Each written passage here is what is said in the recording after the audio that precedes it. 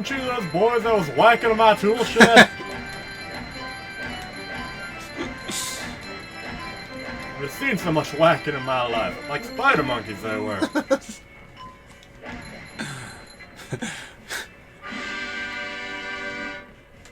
is that derpy ass face he had on during the idle animation.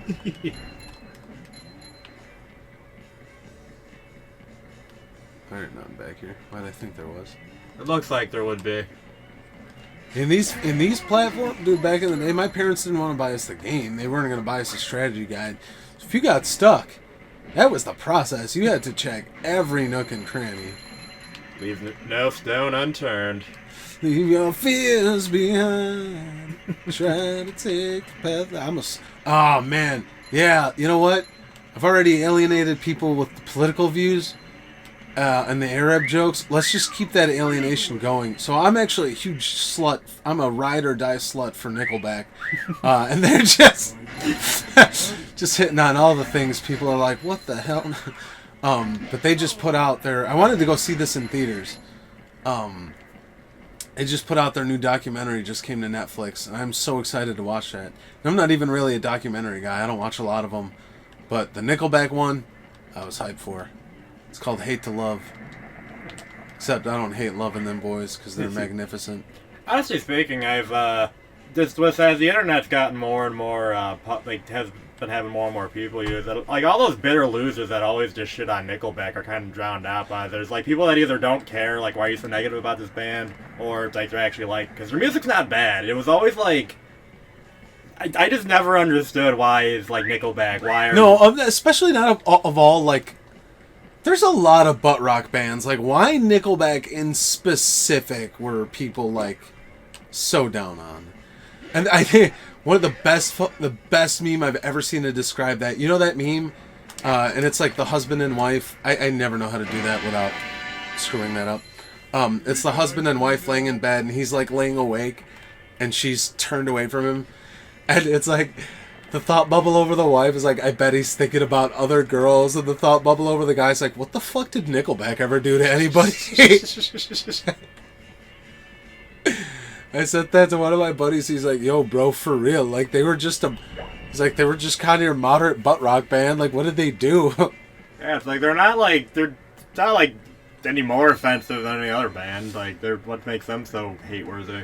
They were my first, like, music love was Nickelback. Like, legit. That was the first band I really latched onto. And I'm like, I love this. But that was, like, fucking Nickelback was a gateway band, man. I found through Nickelback... That's how I found, like, Linkin Park, System of a Down, Slipknot, eventually, which led to, like, you know, Metallica and Korn and all the stuff I still love now. That happened. That was through Nickelback. Yeah, like, it's really not bad music. It's just like, and that's, alright, kind of sputtering here. But, yeah, it's just like, not like I've never heard a Nickelback song and I'm just like, oh, like it's good, easy listenable music. I have, but that's only because I legitimately know their entire discography by heart, like every song. Like when I tell you they were my band, they were my band. Like I was obsessively, and yeah, they have a couple of shitty songs, but like, what band doesn't? Iron Maiden's pretty close. They have two songs I don't like out of like 170 something songs. No, there was... Here, let's get spicy, dude. I'm ready. Oh, yeah. I'm feeling chaotic today. Let's get spicy. You know why people hate Nickelback?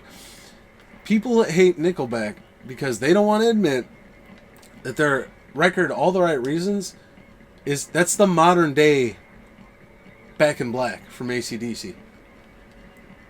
It is. How so? Or what do you mean by that? Alright, so listen. This is why when people they want to shit on certain bands, but they don't want to talk about other bands. I love AC/DC. Back in Black, obviously. That's a, like, quintessential rock and roll record. That is, like, an apex rock and roll record. Like, it really... there's really only 2 or 3 other rock albums that I could think of that can compete with Back in Black, and that's probably Led Zeppelin 4, Dark Side of the Moon or The Wall, depending on your flavor of Pink Floyd. And maybe Boston's debut, because that's a really fantastic album. And that's not to discount any other bands, because there's a lot of great bands from that era. Chicago has some great stuff. Thin Lizzy has some great stuff. But that's just the strength of the Back in Black record from AC/DC is... It's mind-blowing how great that album is, right? Like, most albums have, like, 2, maybe 3 singles, right? Yeah. Back in Black, that's a 10-song album with 9 singles on it. It's insane. It's ridiculous. Everybody, every casual, every diehard, and fan of the genre, doesn't matter. Everybody knows those songs. Now, that came out in 1980. Let me take you to 2005. Nickelback releases All the Right Reasons, right? And I think that's where a lot of the hate, like How You Remind Me definitely spawned some of the hate, but I think All the Right Reasons drove the nail home. Because that was Photograph, that was Far Away, that was Saving Me. There's all these huge Mongo Nickelback jams that you just heard ad nauseum everywhere. But take that record. That is Back in Black for this era. That is catchy, that is hooky, that is big riffs, that's great production, that's a loud, in-your-face rock album with more melodic moments. That is sex, drugs, and rock and roll to a T. It's everything Back in Black was in 1980 is everything All the Right Reasons was in 2005 when it came out. That is my dorky music spicy taste. There you go. That does make sense. Because I've never really I've heard AC/DC, but it's pretty much only like the popular stuff. And I guarantee you, the majority of the songs come off Back in Black. Back in Black is fucking. I mean, it's everything. The title track, that riff alone from the second when the riff isn't even going yet. He has it palm muted, and he's strumming the riff, and everybody already knows it from right there.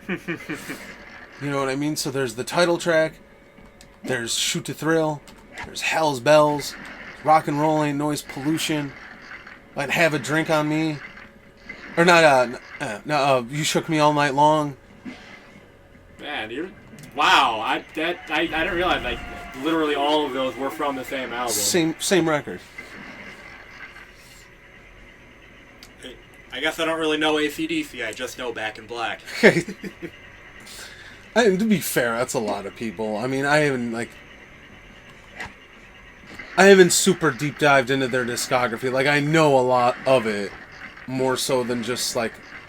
People really, they pick up, there's that little chunk of Highway to Hell, Back in Black, For Those About to Rock. That's kind of what everybody jumps on, but there's some good stuff. Honestly, some of their newer stuff is pretty good. I don't even know they had newer stuff. Yeah, the last record... new in quotes, because it takes a while, but... So it was... The Black Ice record was 2008. That one was actually pretty good. 2014 was Rock or Bust, which was an ant for me. Not a great record, not a bad record. It's just AC/DC. Then I think it was... I'm going to mess up the year, but I want to say it was maybe 2022. They released a record called Power Up, which was pretty good. Yeah, people just kind of latch those first 3. Yeah, it's like... Or not first, they're not their first 3, but people latch those 3. I remember one of my friend's stepdad, he was a real big music guy, and I remember once he was playing music, and my buddy was like, oh, let's put on some AC/DC, and I always remember what he said, it's like, well, just, like, you might just want to play the greatest hits, because the way he put it, they had a lot of, there's not like a lot, but there's a good amount of that's just not like, that's, unless you're going for deep cuts of AC/DC, it's, And I mean, that's fair, but here's the thing, is like, people say that sometimes like it's a bad thing, and I'm like, their greatest hits could make up like 3 albums worth of a regular band's material, is the thing. With bands like AC/DC and Zeppelin, people are like, oh, well, it's really the greatest hits. Yeah, but they have like 3 like if you combine it all, it's like 3 albums worth of greatest hits. Like some bands don't have one. Oh yeah.